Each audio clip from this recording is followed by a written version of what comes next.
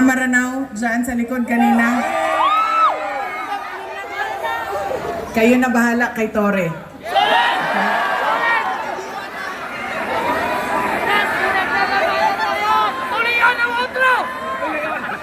Si Congresswoman Apple Nieto na ang bahala kay Joel Chua sa tulong ninyo.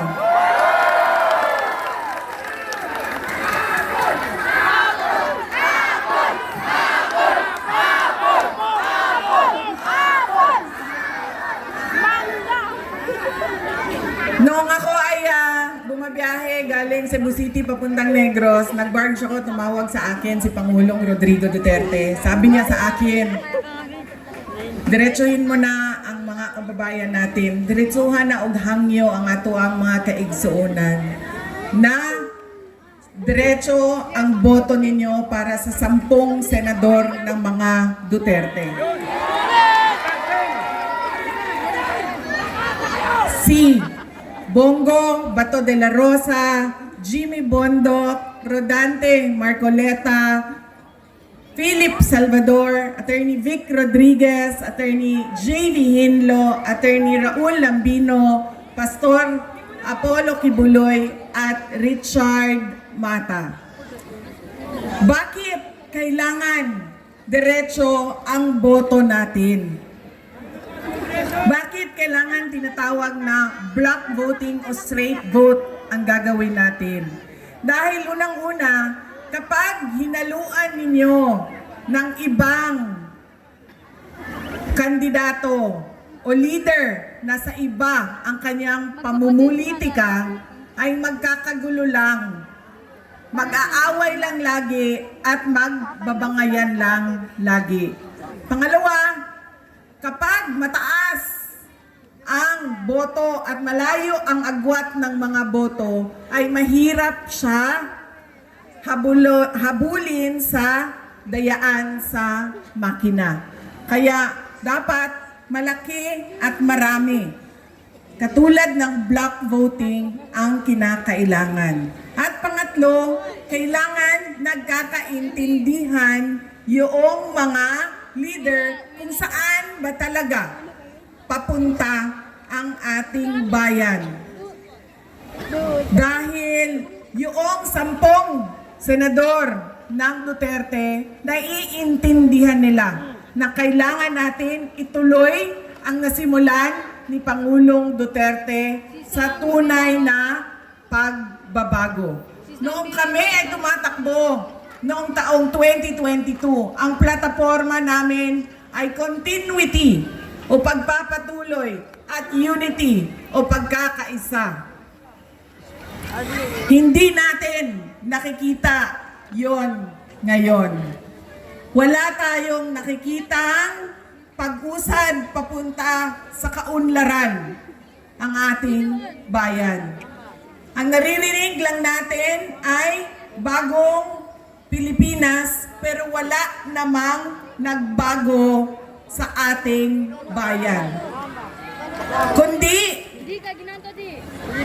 lalo pa tayong nagugutom. Ang daming mga pamilya nagutom. Tumataas ang kahirapan at sobrang dami ng ating mga kababayan ang nakikipagsapalaran sa ibang bansa. Kahit illegal ang paglabas nila sa ating bansa at illegal ang pagpasok nila sa ibang bansa para lang maghanap buhay sa kanilang pamilya dahil walang oportunidad ng trabaho at negosyo dito sa ating bayan. Para bang wala ng magandang kinabukasan dito sa ating bayan. Kaya wala tayong nakikita na bagong Pilipinas dahil nagkamali.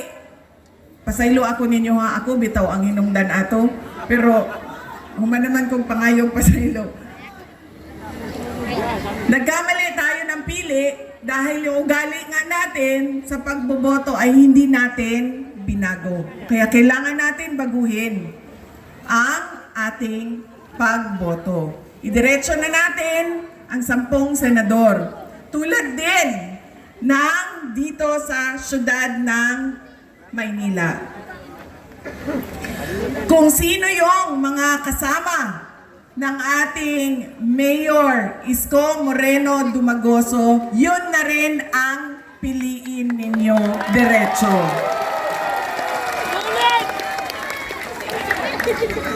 Dahil, tulad ng sinabi ko sa kanila, kung pipili kayo ng mayor dito, pipili kayo ng vice mayor sa kabila, pipili kayo ng 2 konsehal dito, 3 doon, o ilan bang, hati-hatiin ninyo ang boto, magkakagulo lang din ang inyong lokal na pamahalaan. Hindi makakagalaw ang mayor ninyo. Hindi din makakagalaw ang vice mayor ninyo. Kaya kung pumili na kayo, na ng kay Mayor Isko Moreno kayo, lahat ng kasama niya, kasama na ang ating Congresswoman Apple Nieto, ay iboto na ninyo.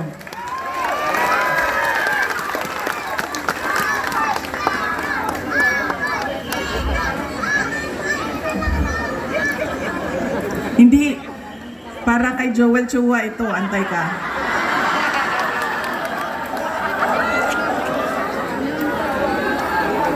Sabi nung bata, kasi sabi niya, sorry ko.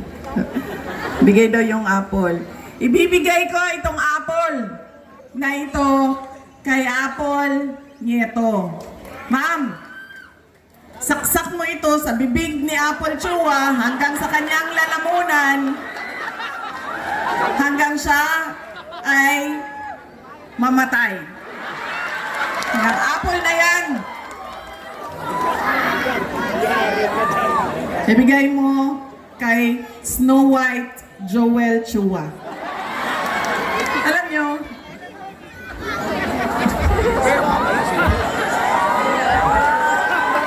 diba si Snow White kumain ng apple, tapos nabilaukan.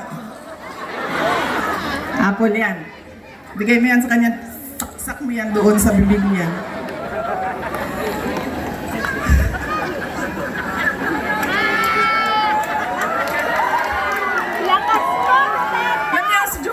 Ba? Siya ba may-ari ng Inbitin? Ha? Hindi. Yung may-ari ng Inbitin. Kasi alam nyo, dala-dala niya yan lagi, yung mupya na yan doon sa House of Representatives. Tapos pinamimigay niya sa mga tao. Pag may hearing, pinamimigay niya. Nung pumunta ako doon sa hearing nila, nakaupo ako doon, tikita ko iba't ibang kulay ng NBT. Pagdating sa akin, hindi ako binigyan ng hopya. Ano na?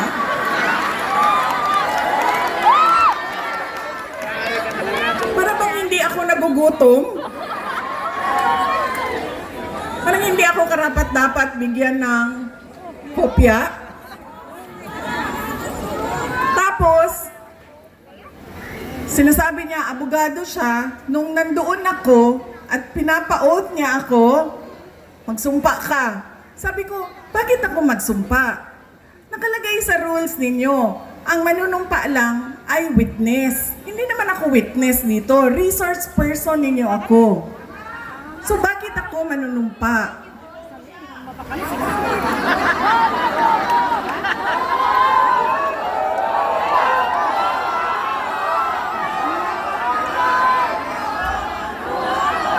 Huwag kang mag-alala. Yang apple na hawak ni Apple ang solusyon.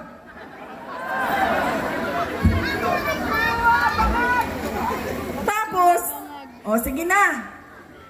Huwag na yan, si Inday Sara, hindi sumasagot. Hindi niya masagot. Bla bla bla. Bla bla bla. Tapos sabi ko, okay, sige, walang problema. Pinatawag nila yung mga kasamahan ko sa aming opisina. Walang problema. Sabi ko, anong gusto ninyo? Sige, pupunta kami. Kaya naman namin sagutin yan lahat. Di sige. Pagdating doon, kinulong na niya yung isang kasama namin, si Yusek Lopez. Nagalit na ako. Dahil ako naman yung hinahabol ninyo. Ako yung gusto ninyong paalisin. Ako yung gusto ninyong sirain. Bakit nyo dinadamay yung mga kasama ko sa opisina. Sinabi niya, pasensya na. Sinabi niya sa kapatid ko, pasensya na, sabihin niyo sa kanya. Dahil lahat naman tayo dito, sundalo lang. Kayo, sundalo kayo, kami, sundalo kami ni Martin Romualdez.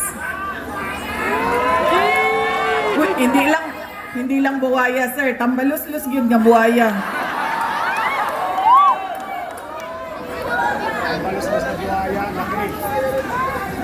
Sinagot siya ng kapatid ko, sundalo tayong lahat.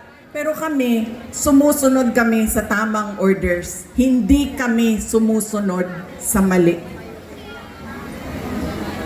Yan! Hindi ko nga alam kung paano niya napili yan si Joel Chua, pero nasabi na sa akin eh.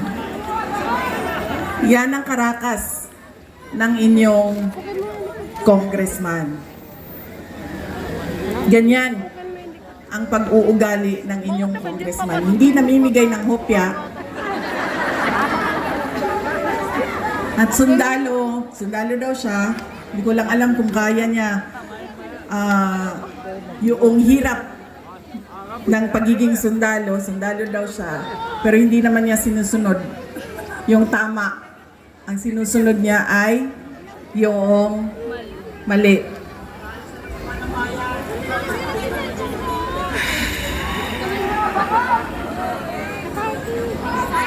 Nakalimutan ni Joel Chua nung sinisira niya yung pangalan ko na hindi ako kandidato ngayong eleksyon na ito.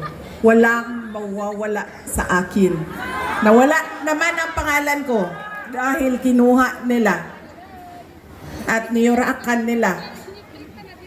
Pero nakalimutan niya, kandidato siya ngayong eleksyon na ito. Kaya ano ang dapat nating gawin para kay Apple Nieto? O hindi lang iboto, ano pa ang dapat nating gawin? Ikampanya. Idala sa lahat ng mga presinto at sabihan ang ating mga kasama, bigyan nyo ng 0 yang putang inang Joel Chua.